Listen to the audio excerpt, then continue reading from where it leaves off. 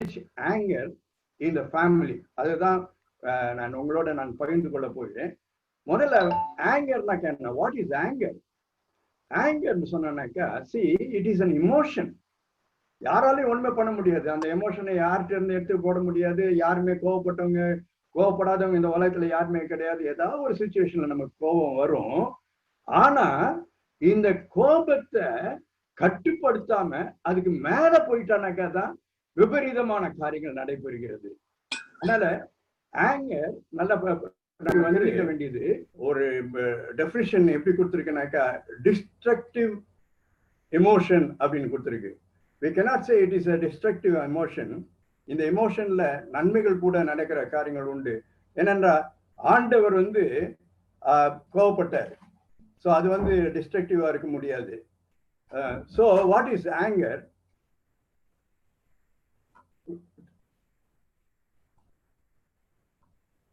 Anger is the basic human emotion that is experienced by everybody.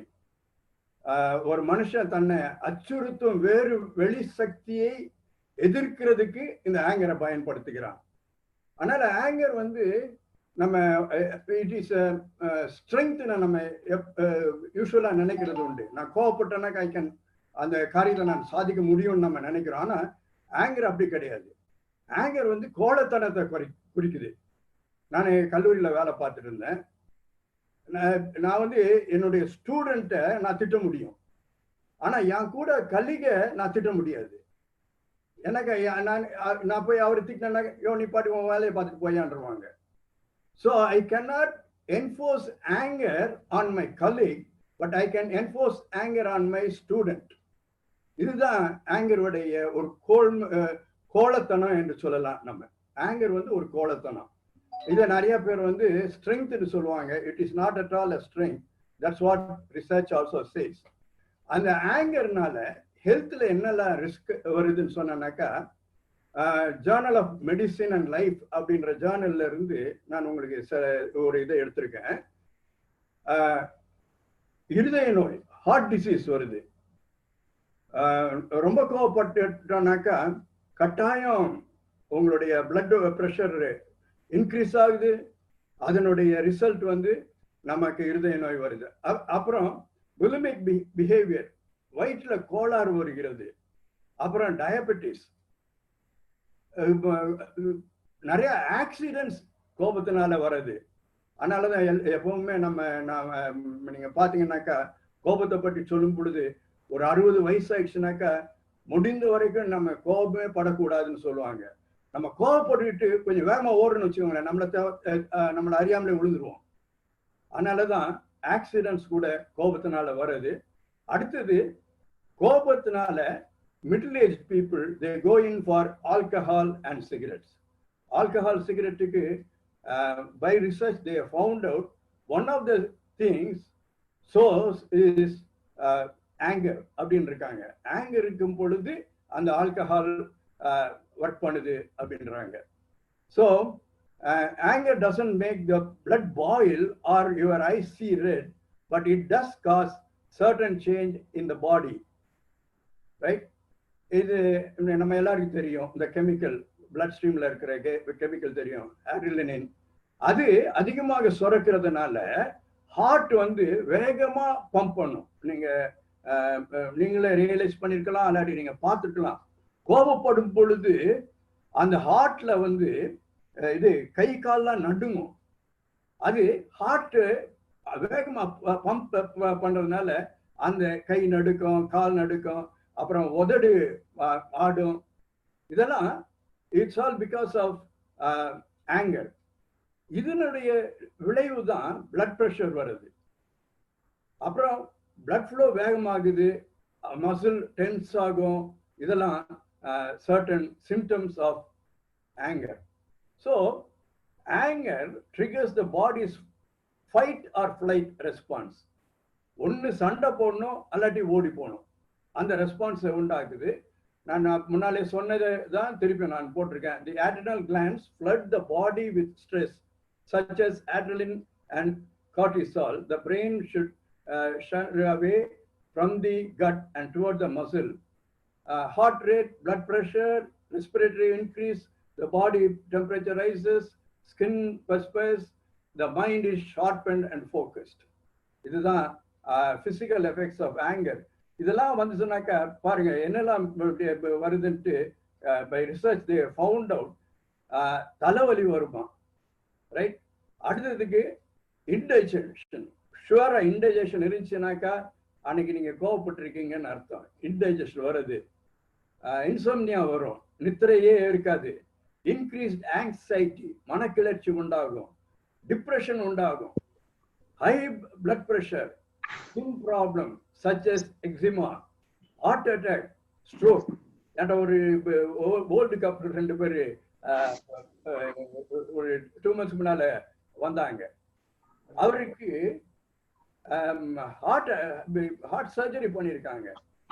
அப்போ அவர்கிட்ட கண்டுபிடிக்கும் பொழுது அவர்கிட்ட ரொம்ப இருந்தது அந்த கோபம் தான். அதுக்கப்புறம் அவருக்கு நான் எப்படி அந்த கோபத்துல அந்த வெளியில வரணும் அதெல்லாம் சொல்லி கொடுத்து அவர் 2 months கழிச்சு எனக்கு ஃபோன் பண்ணாரு. அவர் I'm perfectly all right now அப்படின்னு சொன்னாரு. ஸோ இது ப்ராக்டிக்கலா ஆங்கருடைய ரிசல்ட் இதெல்லாம் நடைபெறுகிறது. இப்போ நம்ம இதெல்லாம் அவாய்ட் பண்ணணும்னாக்கா த பெஸ்ட் திங் நம்ம வந்து ஆங்கரை குறைக்கிறது. why do people get angry? ஏன் கோவப்படுறாங்க?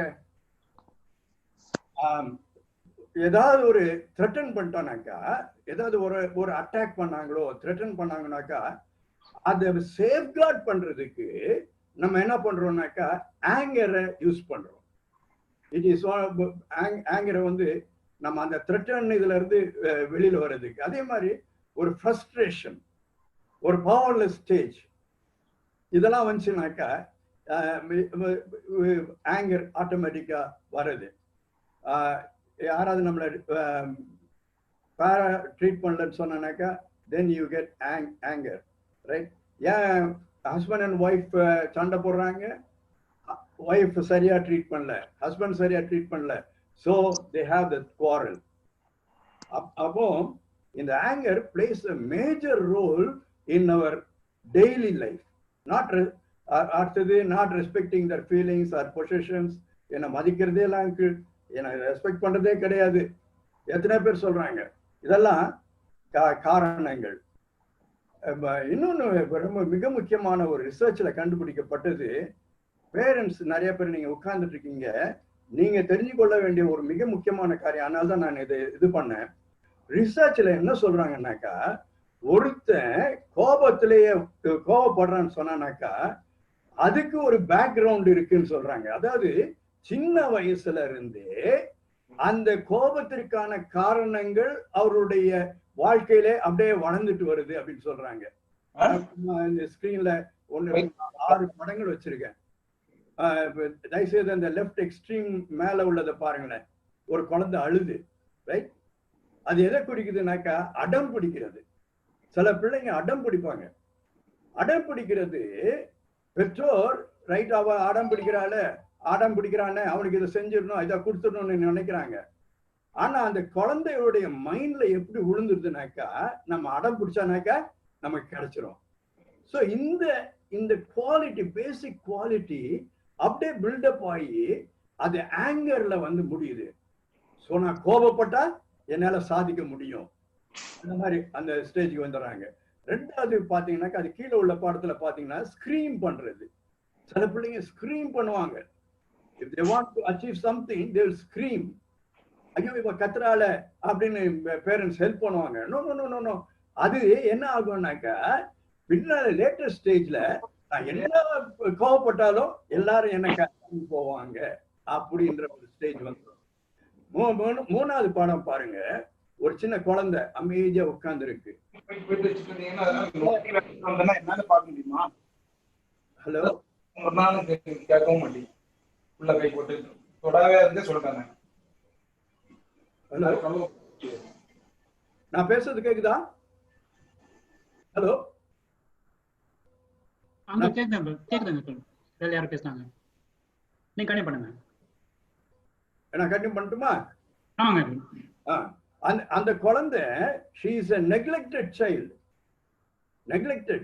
அதனால அந்த குழந்தை அந்த நெக்லெக்ஷன்லயே வளர்ந்து அது தனக்குள்ளேயே ஒரு கோபத்தை I am an unwanted child அப்படின்னு யோசித்து தண்டு மேலேயே கோபத்தை கொண்டு வருகிற ஒரு குழந்தை.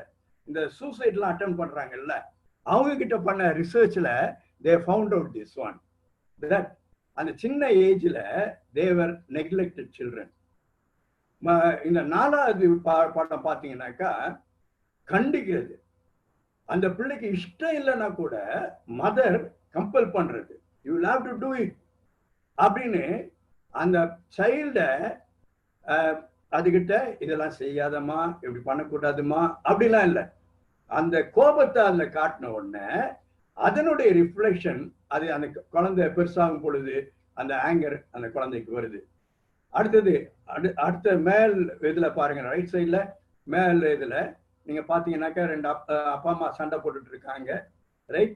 ஆட்டோமேட்டிக்கா அந்த சைல்டு அதுக்கு ஆங்கர் வளர ஆரம்பிச்சிருது.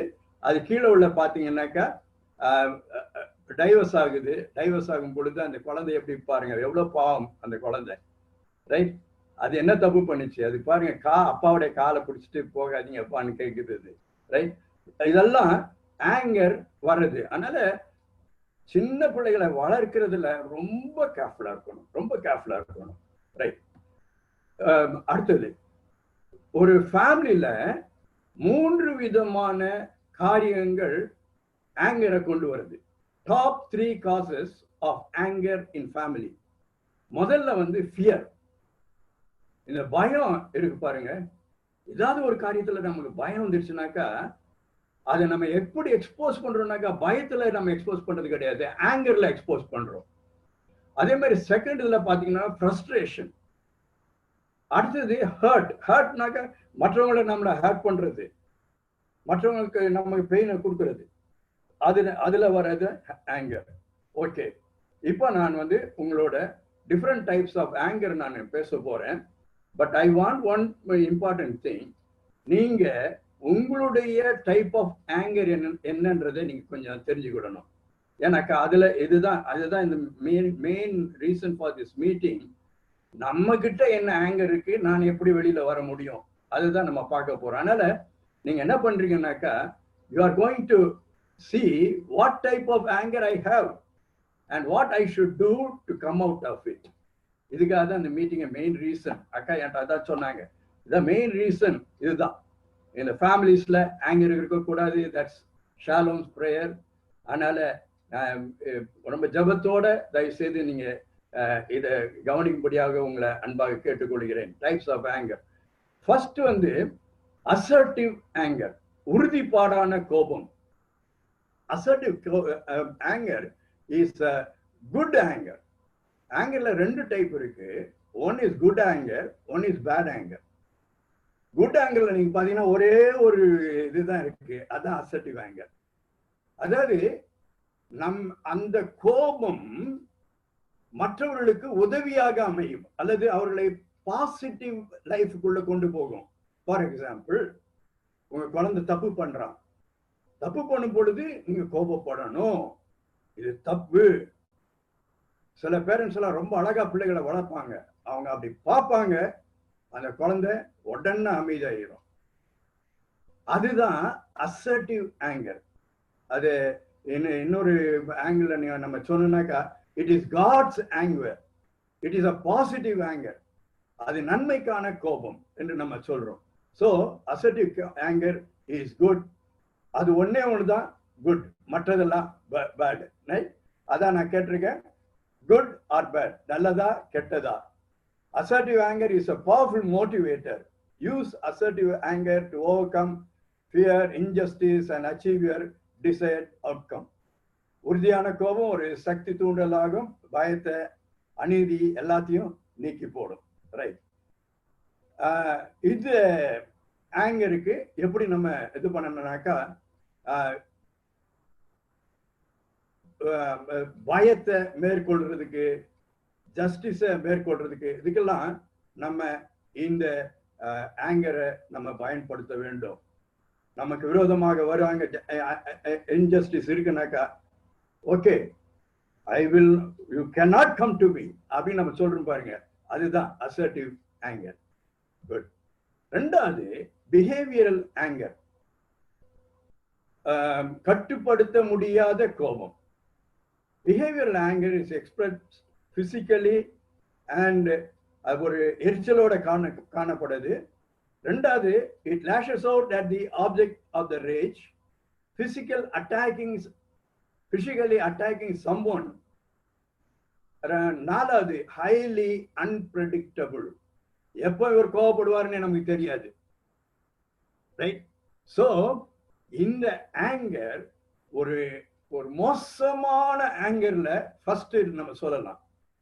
எப்போ பஸ்ட் அவுட் பண்ணுவாரு, எல்லாம் உட்காந்து ஃபேமிலியா உட்காந்து பேசிட்டு இருப்பாங்க, ஏதோ ஒரு காரியத்துல he will be upset and he will start shouting and the whole show will come to an end. அந்த பீஸ்ஃபுல் டாக் எல்லாமே போயிடும். இது ரொம்ப பயங்கரமான ஒரு கோபம். இதுல ஒரு பார்ட் தான் சாடிஸ்டா இருக்கிறது. சாடிஸ்ட் அவங்களும் சந்தோஷமா இருக்க மாட்டாங்க, மற்றவங்களையும் சந்தோஷமா இருக்க விட மாட்டாங்க. இது ரொம்ப பயங்கரமான ஒரு காரியம்.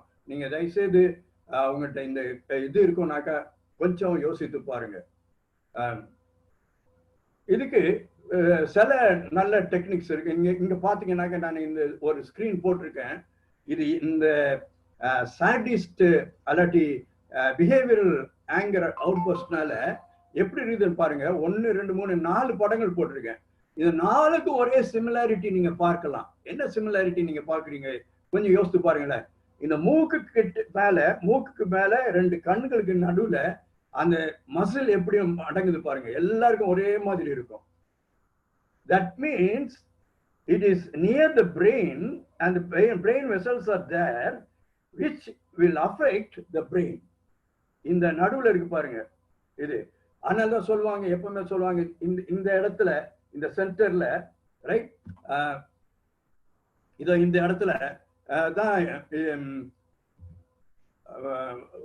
நம்மளுடைய கான்சென்ட்ரேஷன்லாம் இருக்குன்னு சொல்லுவாங்க. lot of blood vessels are there. It is getting affected. So if you have this behavioral anger, you will have to do something about it and you should come out of it. And that it will take a long time, but by prayer you can do it. அதுதான் எப்படி செய்யலாம்னு நான் உங்களுக்கு கொடுத்துருக்கேன். Take a moment to calm down before you do something, right? Remove yourself from the situation if possible and use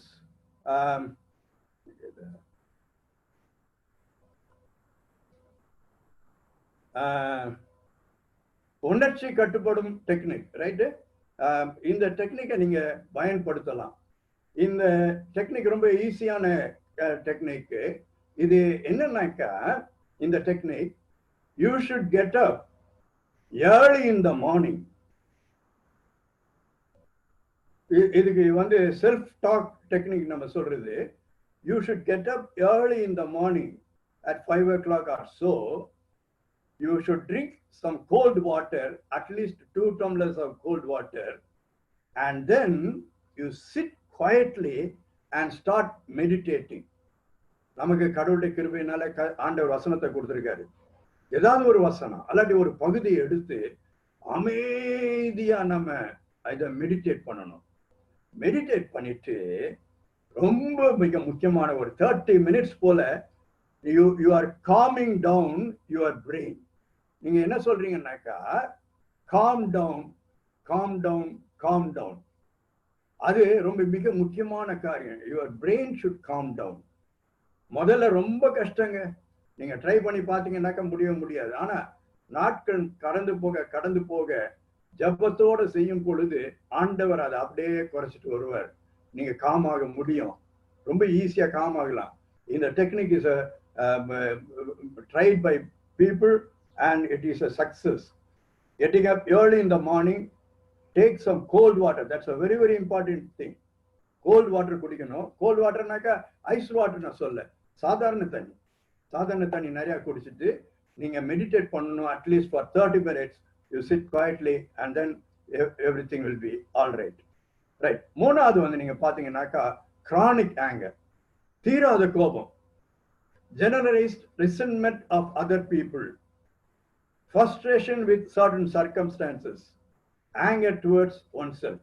இந்த மூணையும் நான் கொஞ்சம் உங்ககிட்ட சொல்ல நான் விரும்புகிறேன்.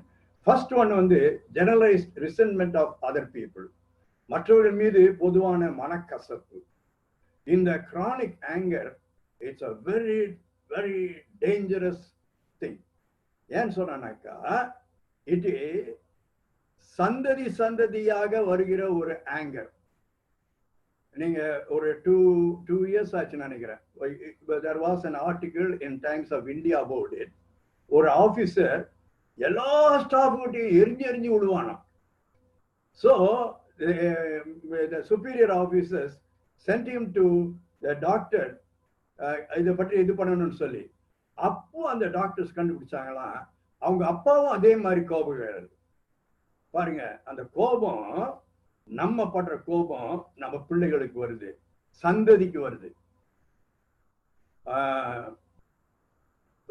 சந்ததிக்கு மாத்திரம் இல்ல, அந்த கோபத்துக்கு சைடு எஃபெக்ட் உண்டு.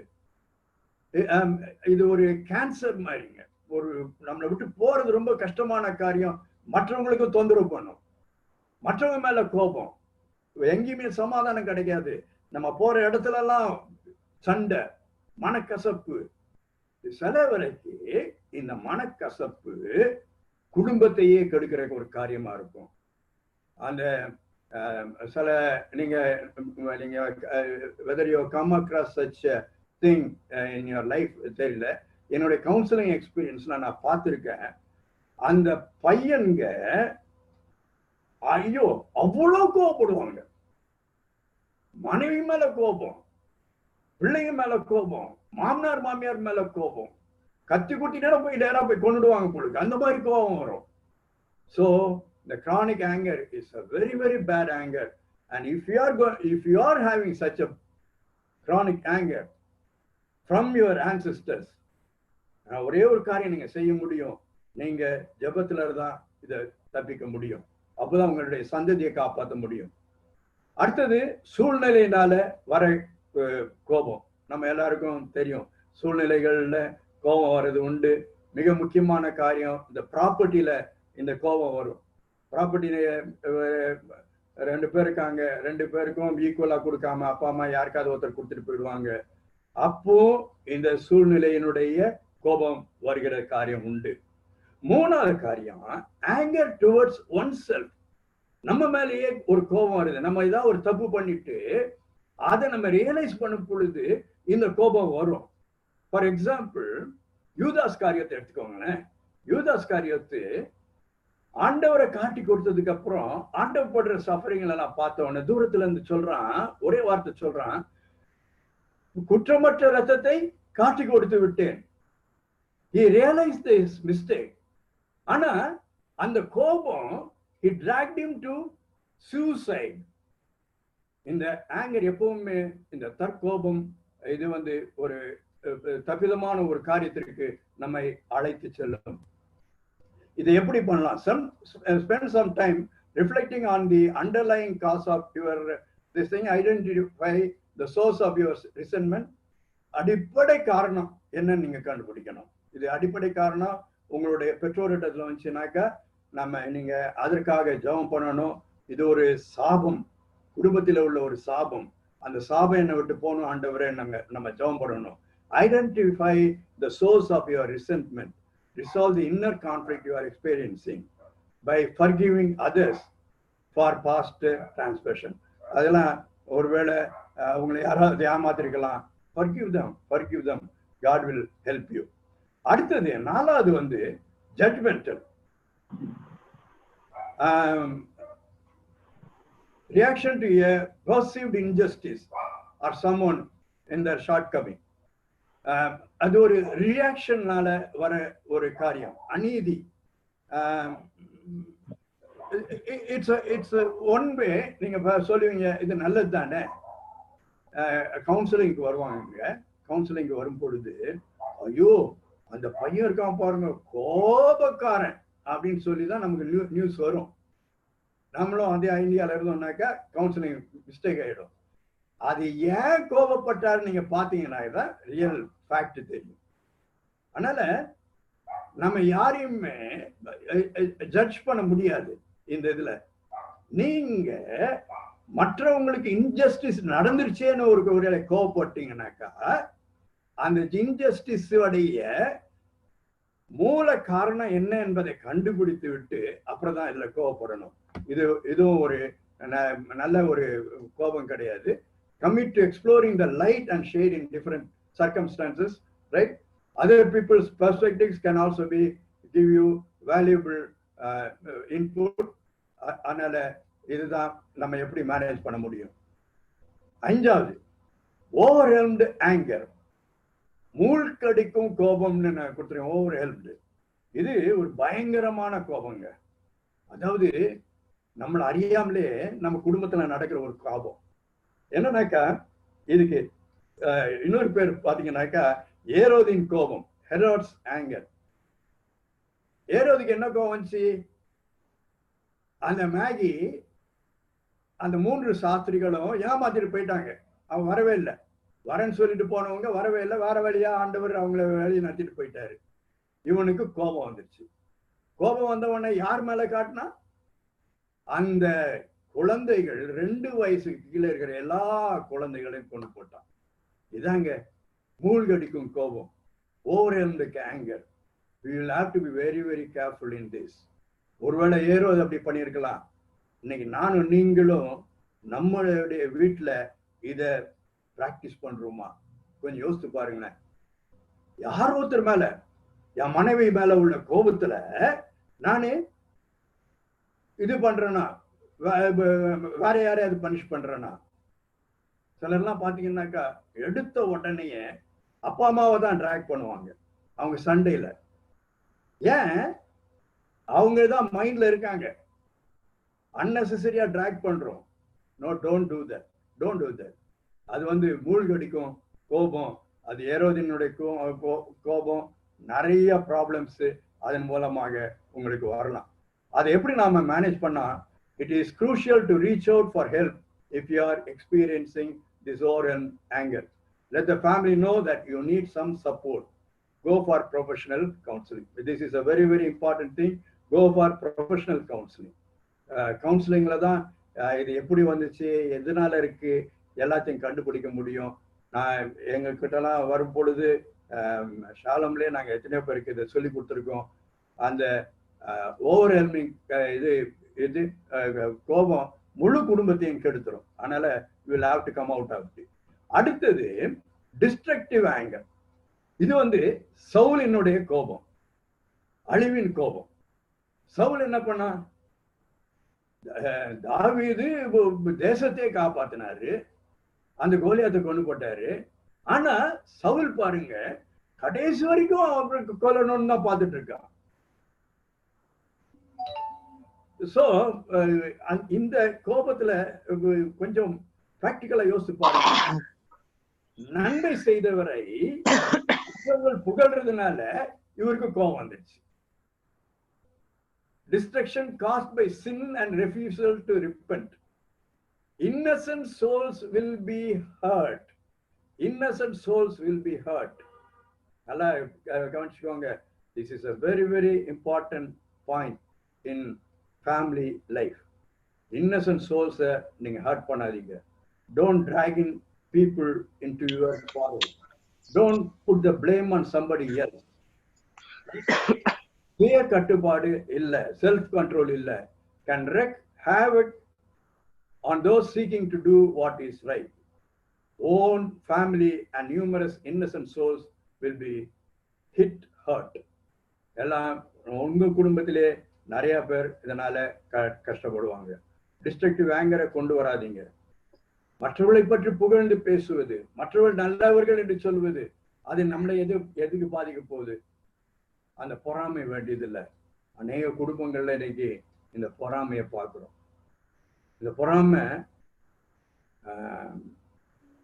சர்ச்சில் சொல்லிடுவாங்க, இவ நல்ல சண்டே கிளாஸ் எல்லாம் நல்லா எடுக்கிறா, மாமியாருக்கு அது கோபம்.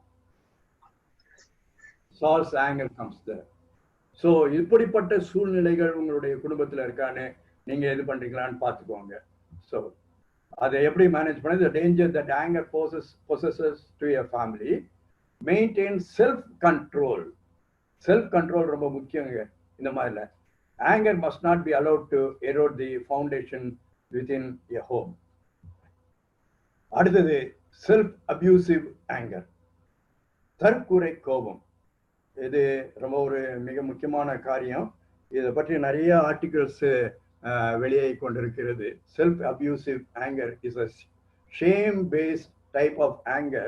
You've been feeling hopeless, unworthy, humiliated or ashamed. You might internalize these feelings, express anger via negative self-talk. இதெல்லாம் இந்த செல்ஃப் அபியூசிவ் ஆங்கர் என்னன்னாக்கா, I am worthless. Somebody feels that I am worthless. So why I feel that I am worthless? That is because I want to put the blame on others. ரீசெண்டா missionary சில்ட்ரனை பற்றி நீங்க வாசிச்சிருக்கலாம். Missionary children நிறைய பேர் self abusive ஆங்கர்ல போறாங்க. ஒரு few days back கூட என்னுடைய ஒருத்தர் என்கிட்ட பேசிட்டு போது சொன்னாங்க, என் மருமகா கோயிலுக்கே போக மாட்டேன்றா. அவருடைய அப்பா அம்மா ஐயரு, அப்பா கல்கட்டால ஐயரு. அதனால அவர் காங்கிரிகேஷனை மாத்திரம் பார்த்தார் வழிய பிள்ளைகளை பார்க்கவே இல்லை. பிள்ளைகளுக்கு அதனால பெற்றோருடைய அன்பே கிடைக்கல. பிள்ளைகளை கொண்டு போய் எல்லா ஹாஸ்டல்ல ஒவ்வொரு இடத்துல போட்டுட்டு இருந்தாங்க. இதுதான் நம்ம மிஷனரி சில்ட்ரனுடைய ஸ்கூல்லையும் நடக்கிற காரியம். நீங்க டோனாவூர்லாம் பார்த்தீங்கன்னாக்கா அந்த பிள்ளைங்க இதுல ரொம்ப கஷ்டப்படுறாங்க, செல்ஃப் அபியூசிவ். ஏன்னாக்கா அவங்கள கொண்டு போய் ஒரு கூட்டுக்குள்ள போட்ட கிளி மாதிரி வச்சிடறாங்க. அப்போ அந்த பிள்ளை அப்படியே நான் ஒர்த்லெஸ், ஒரு இது கிடையாது, மற்றவங்களோட பழகிறதுக்கு சான்ஸ் கிடையாது, மற்றவங்க என்ஜாய் பண்ற மாதிரி நான் என்ஜாய் பண்ண முடியாது, மற்ற பேரண்ட்ஸோட இருக்கிற மாதிரி நான் எனக்கு முடியல அப்படின்னு அந்த செல்ஃப் எஸ்டீம் அப்படியே லோ ஆயிட்டே வருது. கடைசியில தே பிகம் worthless, ஒரு வேர்ல்ட்லி வேர்டை யூஸ் பண்ணனாக்க. அதனால இந்த செல்ஃப் அபியூசிவ் இது வந்து ரொம்ப மிக ஒரு முக்கியமான ஒரு anger. Learn about cognitive reframing technique. இந்த காக்னிட்டிவ் ரீஃப்ரேமிங் டெக்னிக் இது ரொம்ப அருமையான ஒரு டெக்னிக். என்னன்னா, காக்னிட்டிவ்னாக்க thinking. So you think in the positive way, not in the negative way. Don't say I am worthless, say I can do things. நம்ம counselling வரும் பொழுது சின்ன பிள்ளைங்களை நம்ம சொல்லித்தரோம், you can do things. So you say I can do things. அப்போ அந்த cognitive reframing டெக்னிக்கை நம்ம பயன்படுத்தணும்னாக்கா they can escape from this one. கடைசியா வெர்பல் ஆங்கர், வார்த்தையில கோபம். நம்ம திடீர்னு நம்மள அறியாமலே பேசுறோம். வார்த்தை மாத்திரம் திரும்பி பெற்றுக்கொள்ள முடியாது. உலகத்துல எல்லாத்தையும் நம்ம திரும்பி பெற்றுக்கொள்ளலாம். நீங்க கொடுத்த வார்த்தையை மாத்திரம் திரும்பி பெற்றுக்கொள்ள முடியாது. அது மற்றவங்களை போய் ஹர்ட் பண்ணிடுச்சுனாக்கா அதை போல ஒரு வேதனையான ஒரு காரியம் கிடையாது. எத்தனையோ ஆண்டுகள் கழிச்சானா கூட அவங்க சொல்லுவாங்க, அவ என்னை பற்றி இப்படி சொன்னா, ரைட்? அப்போ இந்த verbal anger split of second வந்துடும். நம்மள அறியாமலே பட்டுன்னு வெளியில வந்துடுது. அப்போ இதை நம்ம கண்ட்ரோல் பண்ணணும். வேர்பல் ஆங்கரை கண்ட்ரோல் பண்ணணும். வேர்பல் ஆங்கரை எப்படி கண்ட்ரோல் பண்ண முடியும்? ஒரே ஒரு மெத்தட் தான். நம்ம பேசுறதுக்கு முன்னால கொஞ்சம் யோசித்து பார்க்கணும். நம்ம இந்த வார்த்தையை பேசிடக்கூடாது. அப்போ வார்த்தையை பேசிடக்கூடாதுனாக்கா ஆண்டவர் சொன்னாரு, இருதயத்தின் நிறைவினால் வாய் பேசும்.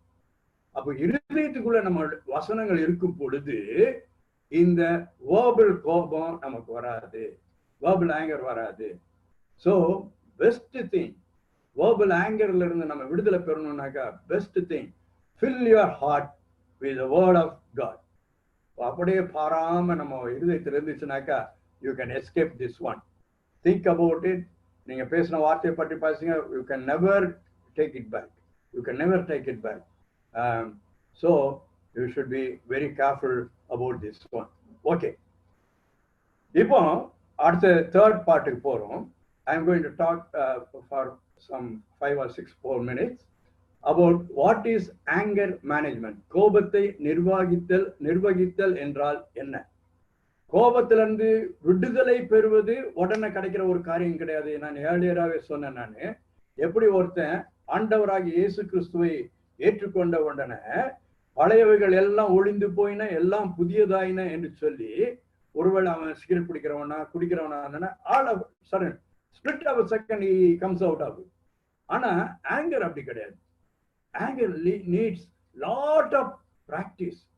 By practice only you could come out of that anger management. So we call it as anger management. நம்ம எப்படி மேனேஜ் பண்றோம், anger எப்படி மேனேஜ் பண்றோம், that's most important thing. ஏன் இந்த கோபம் வருது? It is about practicing better ways to prevent it from other things, knowing the triggers and the early warning signs. நமக்கு நம்முடைய கோபத்தினுடைய ட்ரிகர் நல்லா தெரியும், எல்லாருக்குமே தெரிஞ்சிருக்கும். அதே மாதிரி ஒரு வார்னிங் மாதிரி நமக்கு தெரியும், இது வந்தனா கோபம் வரும் அப்படின்னு சொல்லி. Let us avoid that. அதுலலாம் ரொம்ப கேர்ஃபுல்லா இருக்கணும். அப்புறம் practice பண்ணணும். practicing to calm down with the help of the Holy Spirit. பிரியமானவர்களே, நான் இதுல ஒரே ஒரு காரியத்தை சொல்றேன். இந்த பரிசுத்த ஆவியானவர் ஒருத்தர் தான் நமக்கு காம் டவுனை கொண்டு வர முடியும். That is my experience. நான் காலேஜில் சேர்ந்த போது ரொம்ப கோவப்படுவேன் பையன்கிட்ட. ஆனா ஆண்டவரை ஏற்றுக்கொண்டதுக்கு அப்புறம் it started changing. And I use to pray for my anger and Holy Spirit help me. நல்லா ரிட்டையர் ஆகிற ஸ்டேஜ்லாம் நான் ஒரு நாள் கூட ஒரு பையனையும் ஒரு வார்த்தையும் சொன்னது கிடையாது. Instead of that all the students loved me. God knows, right? எல்லா பையனுக்கும் பிள்ளைங்களுக்கும் ரொம்ப இஷ்டம். பொம்பளை பிள்ளைங்க அப்பான்னு தான் கூப்பிடுவாங்க. அந்த மாதிரி ஆண்டவர் எல்லாத்தையுமே மாற்றக்கூடியவர். It's my practical experience I am sharing with you. Only the Holy Spirit can do that. அப்போ நம்ம ஒவ்வொரு நாள் காலையிலையும் எப்படி ஞானத்தை கேட்கிறோமோ அதே போல ஆவியானவர் நமக்கு ஆங்கர்ல இருந்து விடுதலையை கேட்கணும். ஆண்டவர் நமக்கு உதவி செய்வார். ரைட். உங்களுக்கு ஒரு சின்ன ஃபார்முலா ஒன்று சொல்லித்தர நான் விரும்புகிறேன். அது பேர் கட்ஸர். CUDSAIR கட்ஸர் அப்படின்னு பேர். ரைட். இது நம்ம ப்ராக்டிஸ் பண்ண நீங்க பழகுங்க. This is an international method of experiencing anger management. Anger மேனேஜ்மெண்ட்டுக்கு எல்லா இடத்துலையும் நம்ம இது பண்ற ஒரு காரியம் கட்ஸியர். ஃபர்ஸ்ட் கான்ஃபரண்ட், ஐடென்டிஃபை அந்த ஆங்கர் என்ன ஆங்கர்ன்றதை நம்ம அறிந்து கொள்ளணும். ரெண்டாவது அதை புரிந்து கொள்ளணும். ஏன் வந்துச்சு, எப்படி வந்துச்சு, இதெல்லாம் ரொம்ப மிக முக்கியமான காரியம். மூன்றாவது டிஃபைன். அது என்ன ஆங்கர் அப்படின்றத நம்ம டிஃபைன் பண்ணணும். நான் உங்களுக்கு இந்த 8 ஆங்கர் சொல்லியிருக்கேன். தயவுசெய்து இன்னைக்கு நீங்க ஜபத்தோட உங்ககிட்ட என்ன ஆங்கர்லாம் இருக்குதுன்னு கொஞ்சம் யோசித்து பாருங்க. அது உங்களுக்கு ரொம்ப உதவி செய்யும். அசர்டிவ் ஆங்கரா, பிஹேவியரல் ஆங்கரா, கிரானிக் ஆங்கரா, ஜட்மெண்டல் ஆங்கரா அப்படின்னு சொல்லி ஒவ்வொரு ஆங்கரையா நீங்க இது பண்ணி பாருங்க. எந்த ஆங்கர்லாம் என்கிட்ட இருக்கு. சிலருக்கு ஒரே ஒரு விதமான ஆங்கர் மாத்திரம் இல்லை, பல விதமான ஆங்கர்கள் இருக்கும். அப்போ நம்ம ஒவ்வொரு ஆங்கர்ல இருந்து நம்ம வர்றதுக்கு முதல்ல நம்ம டிஃபைன் பண்ணணும். அப்புறம் இந்த ஆங்கர்ல இருந்து வெளியில வர்றதுக்கு நம்ம வழிமுறைகளை சர்ச் பண்ணணும். How I can come out of this one? What is the method? நான் உங்களுக்கு எல்லாத்துலயுமே மேனேஜ்மெண்ட் இதுக்கு நான் உங்களுக்கு கொடுத்துருக்கேன். நீங்க அதெல்லாம் இம்ப்ளிமெண்ட் பண்ணலாம். அப்புறம் 5வது காரியம் அக்ரி, ஒப்புக்கொள்ளணும். பலவீனத்தை ஒப்புக்கொள்றதுல தப்பே கிடையாதுங்க. பலவீனத்தை ஒப்புக்கொள்ளணும்னாக்கா தான் நம்ம பலவீனத்தை மேற்கொள்ள முடியும். பலவீனத்தை நம்ம சப்பக்கட்டை கட்டணும்னாக்கா நோனாக்கா அந்த பலவீனத்துல இன்னும் கீழே தான் போக முடிய, அந்த பலவீனத்துல நம்ம மேல வர முடியாது. Yes, I have this drawback, so I will have to come out of it, I will have to overcome it. அதுக்கு நான் என்ன செய்யணும், அதுதான் பார்க்கணும். So agree on that. அப்புறம் இம்ப்ளிமெண்ட் பண்ணுங்க. இம்ப்ளிமெண்ட் பண்றது ரொம்ப ரொம்ப ரொம்ப ரொம்ப ரொம்ப இம்பார்ட்டன்ட். இம்ப்ளிமெண்ட் பண்றது முதல்ல கொஞ்சம் கஷ்டமா இருக்கும், ஆனா போக போக போக போக ஆவியானவர் நம்மோட இடைப்படுறதுனால ரொம்ப ஈஸியா நம்ம இம்ப்ளிமெண்ட் பண்ண முடியும். நம்ம விரோதமா ஒரு பெரிய ஆங்கர் கொண்டு வர காரியம் வரும், ஆனா நம்ம அதை அழகா நம்ம இது செய்ய முடியும். கடைசியில 7வது காரியம், கட்டாயம் ரிவ்யூ பண்ணி பார்க்கணும். அடிக்கடி நம்ம ரிவ்யூ பண்ணி பார்க்கணும். Do I have this anger now? நான் இந்த ஆங்கிள் இருந்து வெளியில வந்துட்டேன்னா அப்படின்னு நம்ம ரிவ்யூ பண்றது ரொம்ப மிக முக்கியமான காரியம். கடைசியாக டிப்ஸ் ஆன் மேனேஜிங் ஆங்கர். ஒரு 7 காரியங்களை நான் கொடுத்துருக்கேன். தயவுசெய்து நீங்க முடிஞ்சனாக்கா இதை செய்யுங்க. ரொம்ப இது by research they have found out. So இதுதான் ரொம்ப ஈஸியான ஒரு மெத்தடு. முதல்ல ஆங்கர் வராம இருக்கிறதுக்கு நம்ம காம் டவுன் ஆகணும். நான் உங்கள்கிட்ட அன்றைய சொன்னேன், நான் அதிகாலையிலே எழுந்து தேவ சமூகத்தில் அப்படியே அமைதியாக உட்கார்ந்திருப்பது. Don't talk to God, just sit quietly and wait for the Lord to talk to you. நீங்க நம்ம ஆண்டவர்கிட்ட ஜெபம் பண்ணுங்க ஜெபம் பண்ணுங்க ஜெபம் பண்ணுங்க ஜெபம் பண்ணுங்க ஜெபம் பண்ணுங்கன்னு தான் சொல்லிட்டு இருக்கோம் இல்லையே. ஆண்டவருடைய சத்தத்தை கேளுங்க, ஆண்டவருடைய சத்தத்தை கேளுங்க, ஆண்டவருடைய சத்தத்தை கேளுங்கன்றதே ரொம்ப குறைஞ்சு போச்சு. But calm down, listen to the word of God. God will directly talk to you. The Holy Spirit will directly talk to you. He will இதுல ஒரு மாற்று கருத்தே கிடையாதுங்க. You try that, you will succeed in that.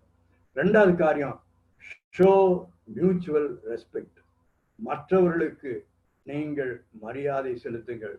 ஒருவேளை உங்களுடைய பேர குழந்தையாக கூட இருக்கலாம், உங்களுடைய சபார்டினேட்டா இருக்கலாம், உங்களுடைய பியூனா இருக்கலாம், உங்களுடைய டிரைவரா இருக்கலாம், உங்களுடைய வேலைக்காரராக இருக்கலாம். So show mutual respect. 3வது காரியம், நேம் த ப்ராப்ளம். உங்களுக்கு எதிராக வருகிற ப்ராப்ளம் என்ன என்பதை நீங்கள் அறிந்து கொள்ள வேண்டும். அறிந்து கொண்டானாக்கா அதை ஈஸியா மேற்கொள்ள முடியும். இந்த கடல்ல நீந்துறாங்கல்ல, அவங்கள நீங்க பார்த்துருப்பீங்க. அவங்க நேர வேவ் கூட போக மாட்டாங்க, அழகா மேல அப்படி போயிடுறாங்க. அந்த மாதிரி name the problem, you can easily find out. Then find the solution. Choose the best solution. Choose the best solution. அடிக்கடி congratulate yourself. ஒரு கோபப்படைய வேண்டிய காரியத்துல இருந்து நீங்க கோபப்படாம சாந்தமா அதை நீங்க இது பண்ணும் பொழுது நீங்க உங்களையே கன்கிராச்சுலேட் பண்ணணும். எனக்கு ஆவியானவர் உங்களோட இருக்காரு, ஆவியானவர் உங்களை நடத்துறாரு. அப்புறம் ரிவ்யூ தி சொல்யூஷன்.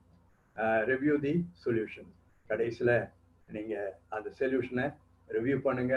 ஆண்டவர் எனக்கு நிச்சயமாக உங்களுக்கு உதவி செய்வார். ஆண்டவர் தாமே இந்த டாக்கை ஆசீர்வதித்து தருவாராக. இது பவர் பாயிண்ட்டை ப்ரெசென்ட் பண்ணுறதுக்கு அண்ணனும் அக்காவும் கொடுத்த இந்த சான்ஸுக்காக நான் கத்தருக்கும் அண்ணனுக்கும் அக்காவுக்கும் நன்றி சொல்கிறேன். என்னுடைய ஃபோன் நம்பர் கொடுத்துருக்கேன் நான். அதை நீங்கள் ஏதாவதுனாக்கா நீங்கள் என்கிட்ட கான்டாக்ட் பண்ணலாம். It is a power point presentation for Shalom family enrichment mission. ஒரே ஒரு வசனத்தை மாத்திரம் நான் உங்களுக்கு கோட் பண்ணியிருக்கிறேன். அந்த வசனத்தை நீங்கள் வாசித்து பாருங்க. கோபக்காரன் சண்டையை எழுப்புவ, நீடிய சாந்தமுள்ளவனோ சண்டையை அமர்த்துகிறான். நீடிய சாந்தமுள்ளவன் சண்டையை அமர்த்துகிறான். அப்படிப்பட்ட ஒரு பெரிய கிருபையை ஆண்டவர் உங்களுக்கு கொடுக்கணும். நீதிமொழிகள் 15 வசனத்துல உள்ளது. கடைசியா ஒரே ஒரு காரியத்தை சொல்லி நான் முடிக்க விரும்புகிறேன். இது மிகவும் வேதனையான ஒரு காரியம். வேதத்துல வாசிக்கிற ஒரு வேதனையான காரியம். இந்த கோபம் பாருங்க என்ன ஆச்சுன்னு. மோசே படாத பாடுபட்டு அவ்வளவு பெரிய நடத்தி கொண்டு வராரு. கொண்டு வரும் பொழுது தண்ணி இல்லை, ஆண்டவர் சொல்றாரு, இவரை people were pressurizing him. அது கொஞ்சம் இமேஜின் பண்ணி பாருங்களேன், எப்படி இருந்திருக்கும் ஒரு லீடருக்கு. எத்தனையோ லட்சக்கணக்கான மக்கள், and they were pressurizing him. எங்களை இதுக்கு நீ கூட்டு வந்த அப்படின்றாங்க. அப்போ அவர் கோபப்பட்டு பேசுறதுக்கு பதிலாக கோலை எடுத்து அடிச்சிடார். இவ்வளவுதான் ஏன் செஞ்சார், வேற ஒண்ணுமே செய்யல. தண்ணி வந்துச்சு, தண்ணி புறப்பட்டுதான் வந்துச்சு, பேசுன்னு சொன்னாரு. ஆனா அந்த மக்கள் மேல உள்ள கோபத்துல பேசாம கம்பத்துக்கு அடிச்சாரு. இவ்வளவு பேர் நடத்திட்டு வந்த மோசே கானாவூருக்குள்ள போக முடியல.